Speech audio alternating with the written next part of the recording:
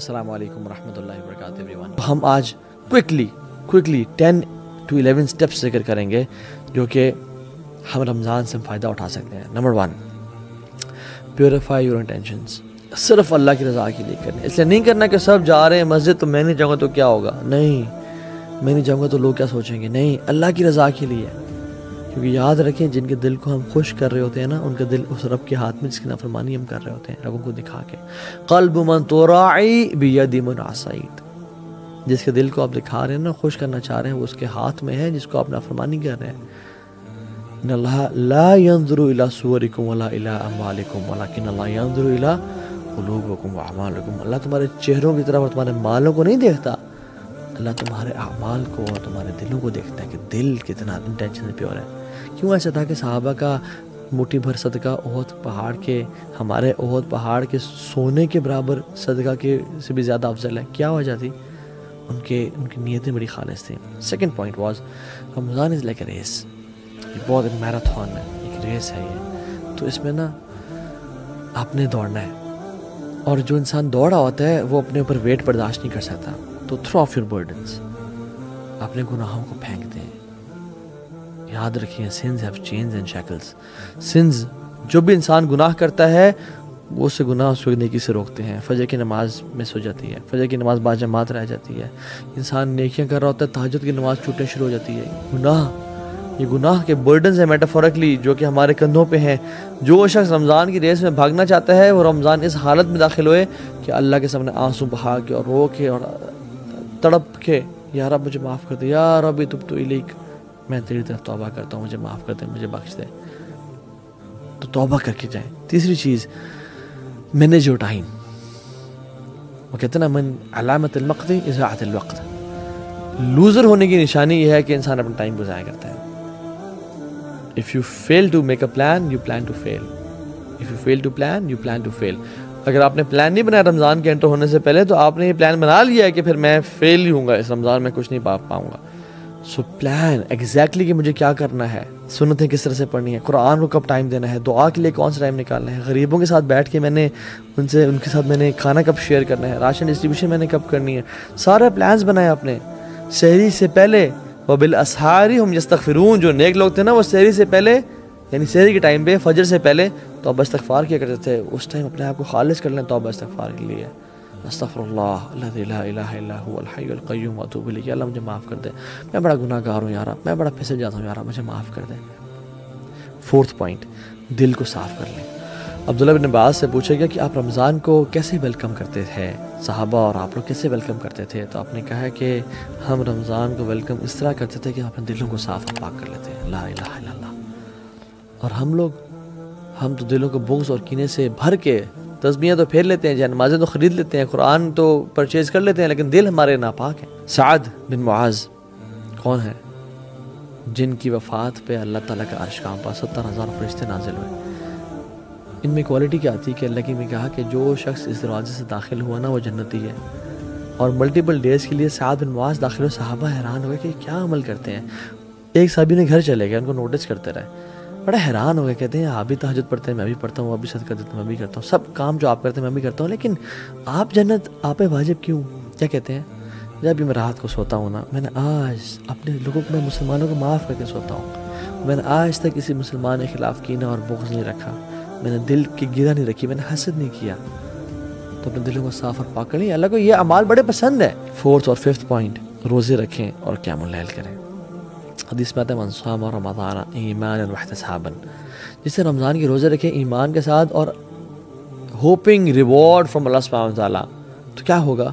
غفر لہ ما تقدم من ذنبہ, تمام گناہوں سے معاف کر دیے جائیں گے. اور جس نے قیام اللیل کیا رمضان کی راتوں کو, سب راتوں کو ایمان کے ساتھ اور اللہ سے اجر کی امید کی, اللہ میں تیرے لیے کر رہا ہوں یار, مجھے تیرے سے اجر چاہیے, اس کے تمام پچھلے گناہ معاف ہو جائیں گے. اور جس نے لیلۃ القدر کی راتوں کو قیام کیا, من قام لیلۃ القدر ایمانا واحتسابا غفر لہ ما تقدم من ذنبہ, اس کے بھی سارے گناہ پچھلے معاف ہو جائیں گے. Sixth point, work smart. Some work hard, some work smart. اور ورک اسمارٹ سے میرا مطلب کیا ہے کہ اپنے پیٹ کے روزے کے ساتھ ساتھ نا کان کا, آنکھ کا اور زبان کا بھی روزہ رکھیں. اس دفعہ یہ ٹرائی کریں. اللہ نے فرمایا جو روزہ تو رکھتا ہے مگر گالی گلوچ اور گناہ نہیں چھوڑتا، فسق و فجور نہیں چھوڑتا، پیرافریز کروں حدیث کو، لیس لہ الا الجوع، اس کے لیے کچھ نہیں ہے سوائے بھوک کے، وہ بھوکا رہ رہا ہے اور کچھ بھی نہیں اس کو حاصل ہو رہا، بس شاید تھوڑا ویٹ لاس کر لے گا، اس کو اور کچھ حاصل نہیں ہو رہا۔ اللہ کو ایسے بھوکے اور پیاسے کی پرواہ ہی کوئی نہیں ہے۔ 7th پوائنٹ، امام ظہری رحمہ اللہ کہتے ہیں کہ رمضان کے شہر رمضان شہر قراءۃ القرآن و اطعام الطعام، یہ 6th اور 7th پوائنٹ میں نے اکٹھے ذکر کر دیا ہے، بلکہ 7th پوائنٹ اب دونوں کو ایک ہی میں کاؤنٹ کر لیں، قراءۃ القرآن و اطعام الطعام، قرآن کا مہینہ، اللہ اکبر۔ میں پھر بات بتاتا ہوں، whatever the Quran touches it blesses and honors it۔ قرآن جس رات میں نازل ہوا وہ رات لیلۃ القدر کی رات بن گئی، it became the best of nights۔ جس منتھ میں داخل ہوا this month of Ramadan became the best of months۔ جس رسول پہ نازل ہوا he became the best of انبیاء۔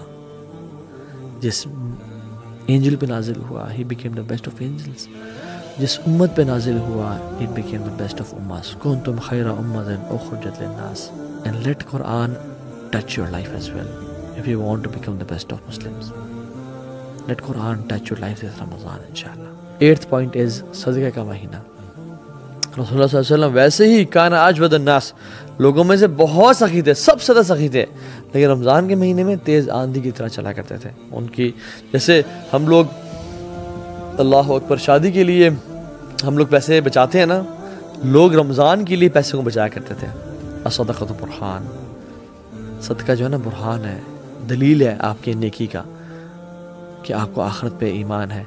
اللہ کے نبی تو بلال کو بھی کہا یا بلال انفق ولا تخشى ذی العرش اخلالا، اے بلال تو خرچ کر اور مت ڈر کہ عرش کا مالک تجھ پہ خرچ کرنے سے روکے گا، خرچ کرتا جا لوگوں پہ۔ رسول اللہ کتنے بڑے بادشاہ تھے، یعنی پیسہ تو نہیں ہے لیکن جب آتے تو کیا کرتے تھے؟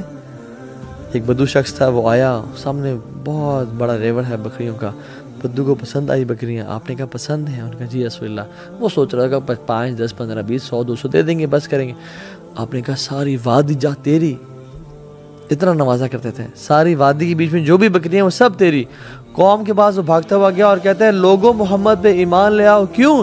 یؤتی العطاء من لا یخشی الفقر، وہ تو اتنا نوازتے ہیں کہ جس کو فقیری کا ڈر ہی کوئی نہیں، اللہ اکبر۔ اور اگلا پوائنٹ تقوی، کتب علیکم الصیام کما کتب علی الذین من قبلکم لعلکم تتقون۔ تقوی پرہیزگاری آ جائے، واللہ جس کو اس رمضان میں تقوی مل گیا اس کے بلے بلے ہو گئے بس، اور جو تقوی سے محروم رہ گیا اس کو پھر کچھ بھی نہ ملا، اس نے بس ٹکریں ماری ہیں پھر۔ اور آخری پوائنٹ، یہ دعا کا مہینہ ہے، کثرت سے دعا کریں۔